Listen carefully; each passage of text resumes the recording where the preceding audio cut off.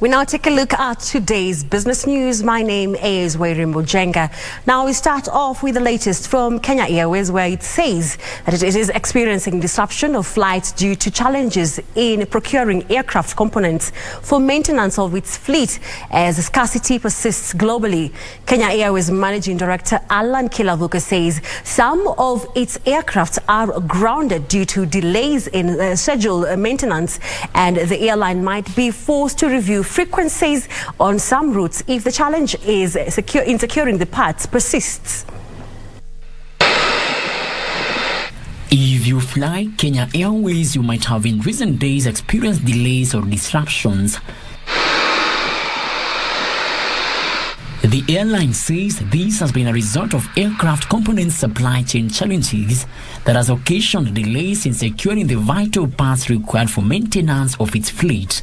In a statement, Kenya Airways Managing Director Allan Kilavuka says if the situation persists, the airline might be forced to reduce some of its frequencies on some routes. Kilavuka says the decision to reduce flights if the scarcity persists is due to shortage of planes to cover for the delay on the affected routes, as Russia produces 35% of the total titanium in the global market. KQ says it is fictionalizing its component support system program that will help fast-track the securing of components. The airline is also engaging their original equipment manufacturer partners to work on mitigation measures in a bid to stabilize the operations. The disruption in frequencies comes just months after the national carrier was forced to grapple with a 4-day pilot strike that saw the airline lose an estimated 2.1 billion shillings in missed revenue.